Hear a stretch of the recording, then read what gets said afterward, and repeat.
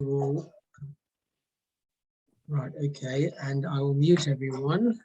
So, 1 second. And the speaker should be able to unmute himself. Yeah. Yeah. Okay. Could you please give me the option to screen share? I will do that. Yeah. It may the Lord of Hosts. Yeah. 1 second.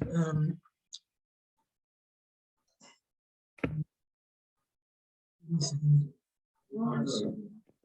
Remember this.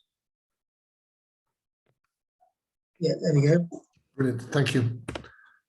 Can you also pin Rabbi Lister so that we don't see everybody on the recording? So that is, how do I do that again? That's I think you might have just click on him and then mark pin. yeah, done it. Okay, great. Okay, great. Okay, I'm good to go. Yep. Can you all see the text on my screen here? Yeah, lovely. Okay, so here we go. It's just a little detail from the Pesach story I wanted to focus on because, like so many things in our Torah, the more you look at it, the more you discover. And I had a bit of fun with this, so I thought I'd share it with you. It's about the ritual of the Pesach lamb that the Jewish people had to sacrifice and offer in Egypt before they left. To deal with one misconception, I noticed that if you look around online, you'll see that people have pictures of the Jewish people doing this, and you'll see that they have. See what I'm doing now. Can you see what I'm doing now? A second. If we have, yeah, do you see these pictures here? These are Christian renditions of the blood of the Pesach lamb being put on the doorpost. It's very clear from all these ideas that the blood is put on the outside of the doorpost. You can see the door leading into the house behind. But in fact, Rashi and others pick up on the fact that the Pesach lamb was had its blood put on the outside, the inside of the doorpost, not the outside. So, and this is worked out from the fact that it says, "V'hayo hadom lochem la'os." The blood will be for you as a sign, v'lo lachem la'os, and not for other people. So, yes, much of the Pesach lamb was public, it being tied up in the Jewish people's homes, and the Egyptians would have heard it. They'll have smelt the roasting of the lamb and so on. But the blood was put on the inside of the doorpost, which means that it wasn't primarily a challenge to the Egyptians. So what was the meaning of this blood on the doorpost? So there are two explanations that I saw, which I like very much. One is from Rav Hirsch, and another is from the Yismach Moshe, based on the Alshich. So first things first, we've got Rav Hirsch who talks about this, and he says on this pasuk here, V'lachum nadam, they will take from the blood, v'nosna, they will put Ashtei hamezuzos on the two doorposts, v'al hamashkef, and on the lintel.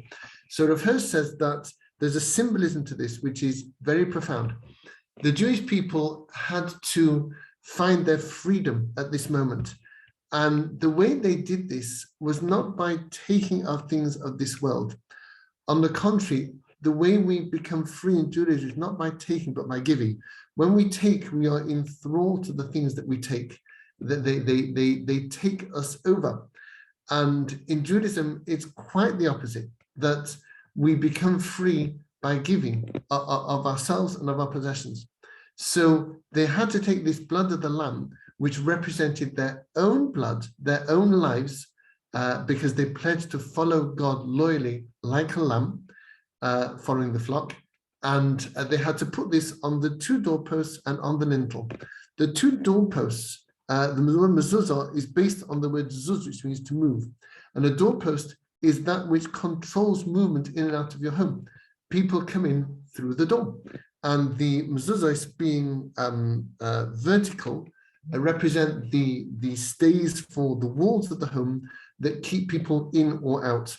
So the mezuzah represents our interaction with other people.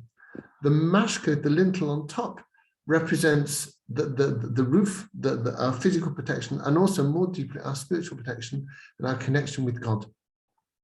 The Jewish people took the blood of the lamb, their very life, and they gave it to the mezuzahs and the lintel. And they said, we will pledge to have people in our home and have people excluded from our homes based on our loyal following of God. We will ensure that people who need to come into our homes who are good will come in. We will provide them with shelter and affection.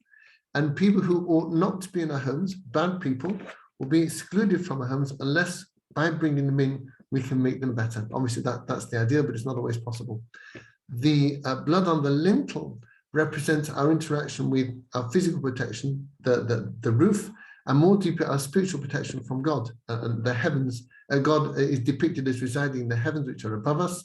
And by putting the blood on the lintel, we're saying that we also pledge to relate to God, our protector, through this idea of the lamb loyally following the flock. We won't just take from God, we will also receive from him our freedom through giving our lives to him. We will give our lives to him like like we give the blood of the lamb, and that way we'll have a proper interaction with him and with others. This is the idea of Rabbi Samson Raphael Hirsch, but there's more to it than that. And I wanted to go deeper still by looking at the words of the Yisrach Moshe and the Alshich. Now he looks, the Alshich looks at these two psukim, and he finds discrepancies between them. One is the command from God to Moshe, which is the first one over here. The second one is how Moshe relates the command to the Jewish people. So the first one is, they will take from the blood, and they will put on the two doorposts, and on the lintel. The second one says, you will take a bunch of hyssop, and you will dip in the blood which is in the bowl, and you will reach, or you will cause to touch to the lintel, and to the two doorposts, from the blood which is in the bowl. So can you spot some discrepancies between what Moshe says and what God says? Lay it on me. You can unmute for this if you want.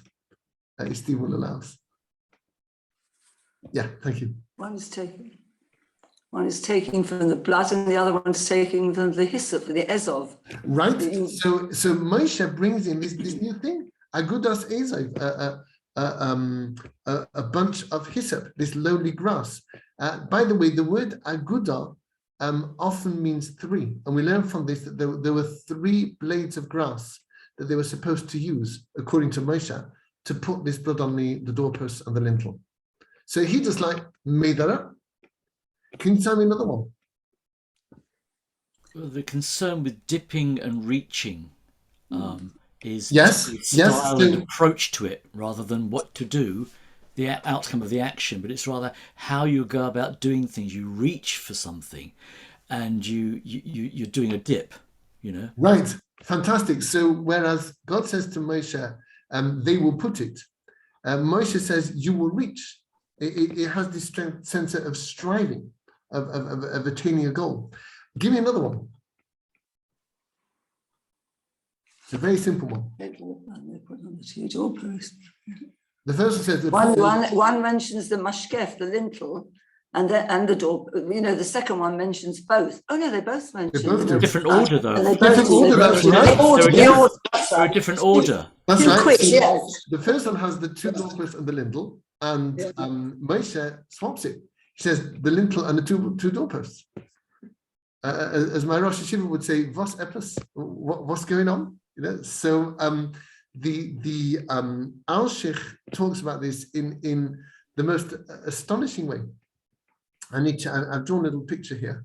It's about the limit of my artistic skills. Here we are. Can you see this here?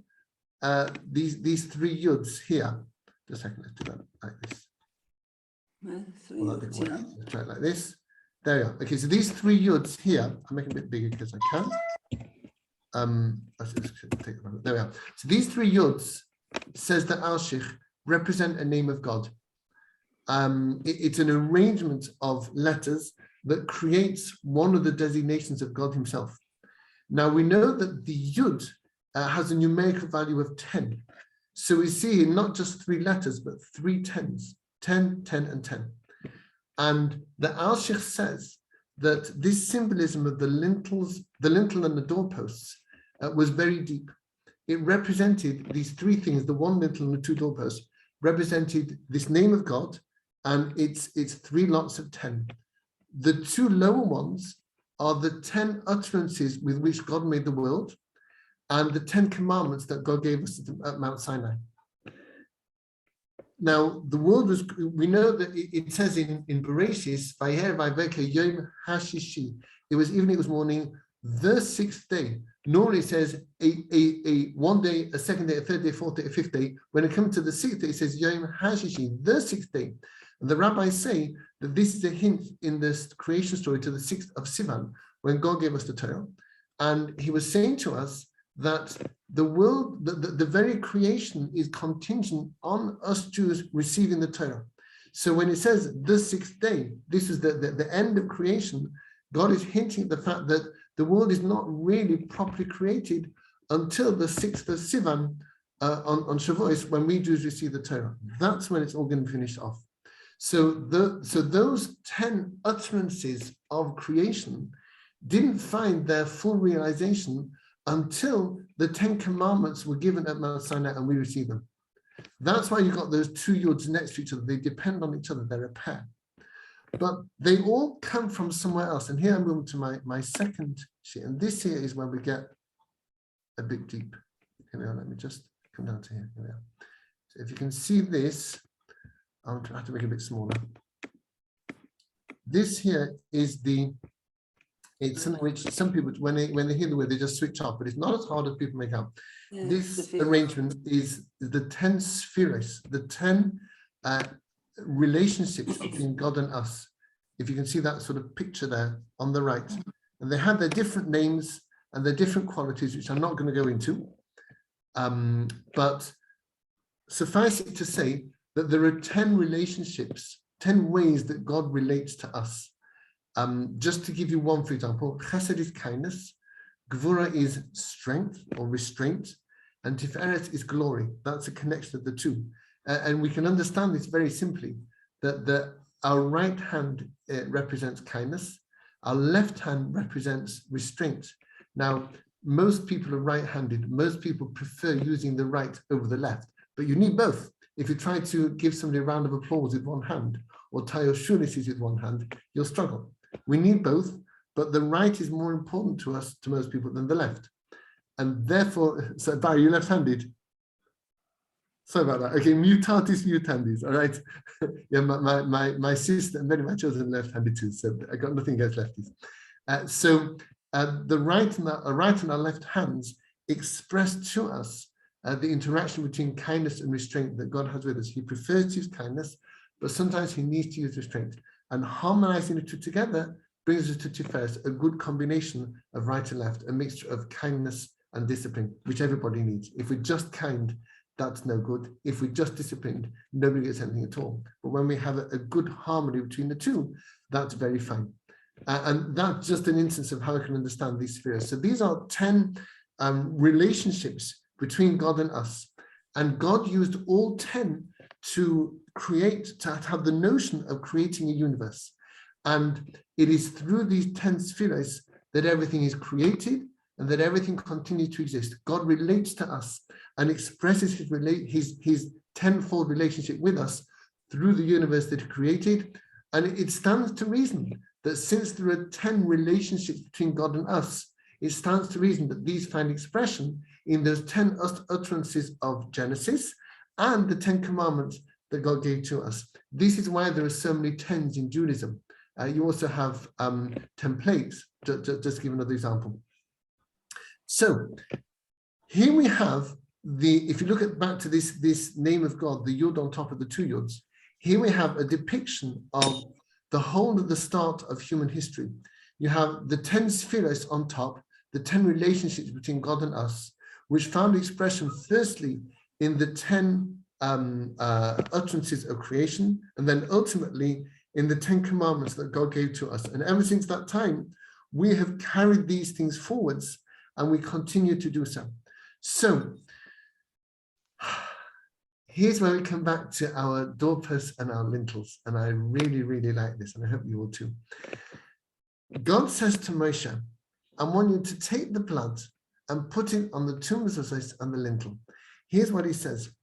I want you to dedicate yourselves to the 10 commandments, which are the fulfillment of the 10 utterances of creation.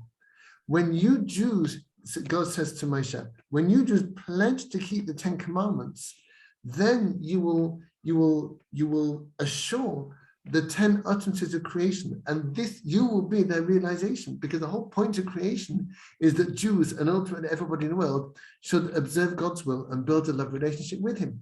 So start off by pledging to keep the 10 commandments that will assure and realize the 10 utterances that created the universe. And that way you will bring meaning to everything, and ultimately you will channel down properly, you will allow full expression to the 10 spheres up above. God says, I will relate to you fully and properly with all the ways that I can, all in a proper balance and connection, because you enable me to do so. You allow me to have a relationship with you and a place down on earth with you through your keeping of the 10 commandments, and through that your realization of the 10 utterances with which the world was created. I should say parenthetically that Sadducean says that the 10 commandments are a key to the entire Torah. So it's not just about the 10 commandments. The 10 commandments are just a preamble and a summary of all the mitzvahs of the Torah.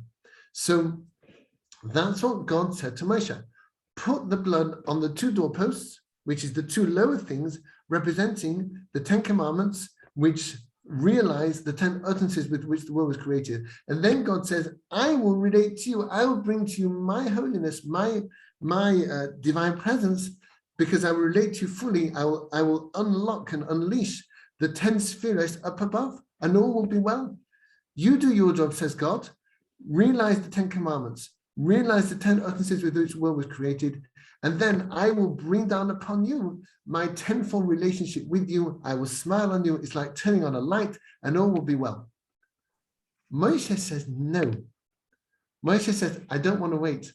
I'm that impatient to have you with us, says God, that I want it all to happen now. If I wait for the Jewish people to keep the Torah and realize the 10 utterances, I know how long it'll take. It might take a little while. It might take a very, very long time. And God says, and Moshe says, I can't wait around. So I'm going to switch it. First of all, he says, I'm going to get the Jewish people to unite. We want that unity, because through that unity of the Jewish people and an affection, the solidarity between us, that is the first thing that brings God down between us. Not, believe it or not, not limud Torah, not shmir mitzvahs, not learning Torah, keeping mitzvahs, but the first thing we need to do is be nice to each other. That's so important. To be patient, to be courteous, to be kind, to be helpful. All those things. God, Moshe says that's the first thing I'm going to do. That's the agudas ezav, the bunch of the collection of hyssop. Notice, we'll come back to that. Okay, so Moshe says that's what we're going to do first. We're going to have a bunch of things, not just using a finger like God says. We're going to have a bunch of things suggesting the unity of the Jewish people. What will we do? We're going to bring down that holiness from God straight away. So the first place you put it is on the lintel, representing the top section, the 10 spheres from God, that top yod. That's how it's going to go first. And yes, Moshe says, it may be a bit of a stretch for us to reach straight up to the heavens, but we're going to do it. Vehigatem. We're going to stretch. We're going to reach up right to the very heavens and bring your divine presence, God, down into earth right now. Through that, says Moshe, hey, give us a hand, he says, help us out. And then we can do our job even better. And then we'll do the 10 commandments and the realizing the 10 utterances with which the world was created. But Moshe says to God, we need you to help us. We will just bind together as one, and that way all will be well.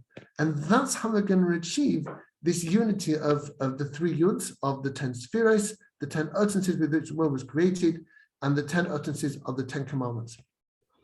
That's why, finally, the Agud, as I mentioned before, has 3 sections to it, because the goal of this unity of the Jewish people was not just a unity of us, it was a unity of us and God. So it's the 10 commandments, the 10 utterances, and the 10 spheres all coming together, and that 3-fold collection of leaves expressed the ultimate the unity of God and us, which Moshe wanted.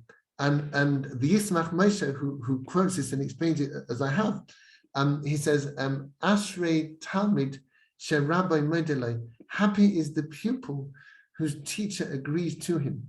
And that, because it's strange to say, Lulu de Mistafina, if I wasn't afraid, I would say that Moshe got it right, and the Jewish people did what Moshe said, and not what God says. And God says, you know what, Moshe, you're right. That's a brilliant idea. We'll do it that way.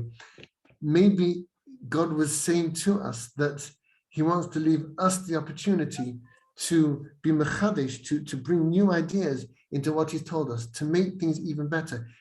God deliberately left his work 1% unfinished, so that he's given us a space to finish off the Torah, to bring new ideas into it. And if you do it in the spirit of Torah, agreeing to what's come before, but finding new insights, God himself will agree to us. And so the hidden message beneath all of this is Lo B'Shamayim, the Torah is no longer in heaven. And when we work together in Torah and find new insights, God himself agrees to what we say. So the ultimate message of Pesach is one of tremendous empowerment. That God says you can reach up to the very heavens. Yes, you can, even if it's not the proper thing to do. Don't have to go one step at a time. You can do a big jump right from the start and get there. And you can add bits to my Torah along the way. But the ultimate key is you have to get on with each other. There has to be unity and solidarity and harmony among the Jewish people. That's all I wanted to say. Thank you very much, Rabbi Lister.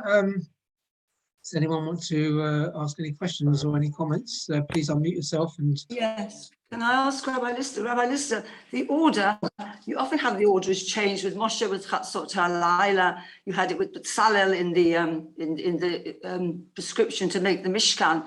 So Betzalel, first of all, made the Mishkan. Then he did the clay, the articles of the Mishkan. He changed it around. I wonder if there's anything, I mean, it's obviously very simple what I'm saying, but I wonder if there's something deeper about that.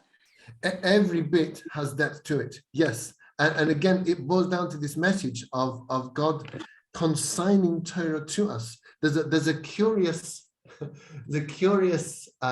interaction between the rabbis and God in a Gemara, where there's a discussion about a detail in a story in Nach, the Peleges Begiva story, and where there's an ambiguity about what exactly happened. And some rabbis said this and some rabbis said that. And one of the rabbis met Eliyahu Hanavi, Elijah the prophet, and said to him, you know, when we were talking about that, what was God saying? You know, because he must know, he was there. What did God say about what actually happened? And then Elijah the prophet, in typical Elijah style, says, God said, my son Rabbi this says this, and my son Rabbi that said that. So much so, will God consign Torah to us, that provided we root it in what's come before, we can't make up new things. But if we find new nuances and new details within what's being given to us, that becomes Torah. It's a revelation of what God has consigned to us altogether. Yeah, like Elu ve'elu, divrei Elokim chayim. Yes. Exactly. Yeah, very deep. It seems that zeal of its own isn't necessarily the end point here. It's one thing to be zealous, but it's another thing to make up your own ideas and augment Torah. For example, we with the zeal with which we would like to say Kaddish together over Zoom, we can't, because it's not correct. Well, because we have a tradition that says that Kaddish is so holy it can only be said with a minyan. Yeah. Yes, you're right. That's a perfect instance of how, you know, provided we fit in with what's come before, that's holy. If we break away and say, you know, I want to have pink tefillin because I don't have black ones, I don't like that, I want to have pink, that's just not Torah at all. We've got to stay on that path. As long as we do, as long as we receive it and work with it, then that's a beautiful thing. If we recreate it, if we disagree with what's come before, that's nothing. That's a desecration. You've got to watch out. I would love to say after you. Go on then. Well, thank you. I first hi to my mum, Susan Taylor. Love you. So I just thought that was really inspiring, and I just wanted to share something that I felt about it, because I'm living in Israel, and we just had the terror attack in Tel Aviv, and I live in Tel Aviv. So I just felt really everything that you said in the number 10s is everything about wholeness and connectedness, and the picture that you put up with the with the 10 elements is all just a web of connections. And it linked for me with what you said, that every Jewish house had to have this on, and they passed over every single Jewish house in this web of connection that wasn't even made a positive thing. It was supposed to be this terrible negative thing. And I think that when we have these negatives, sorry, I'm at work, so teachers are coming in and out. When we have this connectedness, it's like a confirmation of our continuation and our connectedness between all of us, and our strengths with God, with ourselves, with each other. I'm going to be quick. And it's like the process of everything and not the product. And we don't always know what the end result is. And we have trials and really hard times. Life is like this.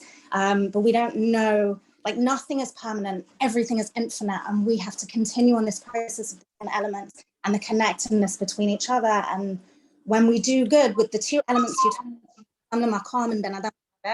it always turns out well. And when we're good to other people, it comes back in this full circle with bringing us closer to God. And when we do a good deed, it's almost like nothing is really altruistic, because we benefit so much from it and we move up to the next level. Example, 10 Commandments, give without va'em. I came because my mom sent me this. I'm in the middle of work and I was like, it's worth the half an hour to listen. And it was so worth it, because it all connects to me in this wonderful way. So thank you. Brilliant. Sylvia, thank you very much. That's lovely. Thank you. Thank you. All right. Thank you, everyone. Thank you, everyone, for joining us today. Thank you, Rabbi Lister, for these interesting words. And wish everyone a Chag Kasher Sameach. Have a nice Pesach. We have a break next week for Chol HaMoed, and then we'll be back again in 2 weeks' time, and I'll publicize details of the speaker then. Thank you, everyone, for joining us. Have a good day. Thank you to Stephen for setting this up every single week. Sorry? Thank you to you for setting it up every week. Right, okay, you're welcome. I enjoy it. Yes, thank you very much. Bye then. Bye, everyone. Bye. Enjoy your second suit. Yeah. Thank you very much from Israel. Yeah, enjoy. Bye.